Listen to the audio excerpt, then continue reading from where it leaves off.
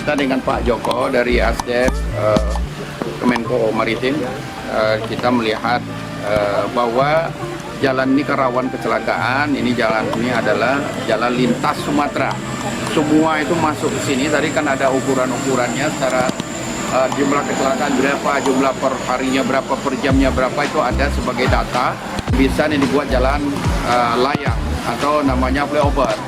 Jadi jalan layang ini adalah untuk memperpendek jarak sehingga nanti tingkat kecelakaan itu akan berkurang. Tentu harapan kita ini bisa disetujui oleh Kemenko Maritim dan Kementerian PU dalam ini, dan tadi kita sudah rapat bersama-sama dengan Balai.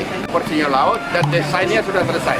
Nah, kita usulkan, mudah-mudahan ini nanti bisa disetujui. Harapan kita setuju sehingga mobilisasi transportasi antara Padang Solo ini begitu lancar, dan karena memang satu-satunya ini yang dipakai masyarakat sekarang atau umum untuk bolak-balik Padang Solo. Pemerintah Provinsi Sumatera Barat, Pemprov Sumbar, mengusulkan pembangunan jembatan layang atau flyover panorama 1 Sitinjau Lawik, Kota Padang, pada rapat pembahasan pembangunan infrastruktur Provinsi Sumbar di Aula Kantor Gubernur Sumbar, Senin, tanggal 29 Maret tahun 2021, kepada pemerintah pusat. Sebelum kita lanjut, yang belum subscribe, silahkan subscribe dulu, dan jangan lupa tekan tombol lonceng, agar Anda tidak ketinggalan berita-berita terbaru dari kami. Terima kasih.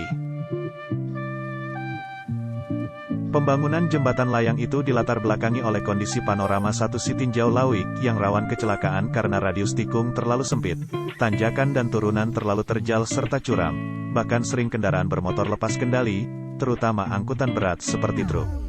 Wakil Gubernur Sumbar, Nasrul Abid mengatakan, Pemprov telah menyampaikan usulan kepada perwakilan Kementerian Koordinator, Kemenko Bidang Kemaritiman dan Investasi melalui Joko Hartoyo selaku Asisten Deputi Infrastruktur Pengembangan Wilayah, Deputi Bidang Koordinasi Infrastruktur dan Transportasi. Bahkan, rencana pembangunan jalan flyover di kawasan Indarung menuju Kabupaten Solok ini menjadi usulan prioritas dan mendesak tahun 2021, ujarnya. Menurut Nasrul, pembangunan flyover panorama 1 diperkirakan membutuhkan biaya sebesar Rp1,163 triliun dan flyover panorama 2 sebesar Rp2,051 triliun yang bersumber dari anggaran pendapatan dan belanja negara, APBN. Untuk saat ini, rencana pembangunan flyover panorama masih dalam tahap pemetaan untuk jalur sepanjang 5,6 km. Mudah-mudahan usulan tersebut diterima Kemenko Kemaritiman, sehingga bisa mengurangi kemacetan dan kecelakaan yang sering terjadi di sana, tuturnya.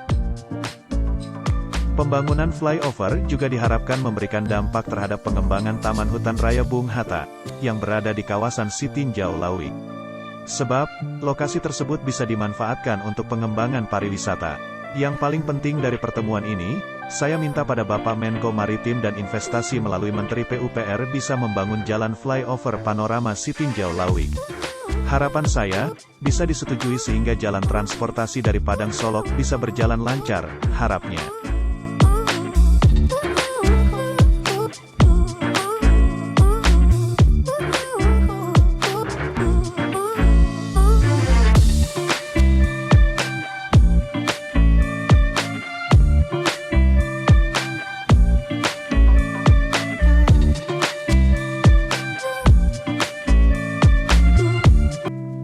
Nah, bagaimana menurut Anda? Silakan tinggalkan komentar di bawah.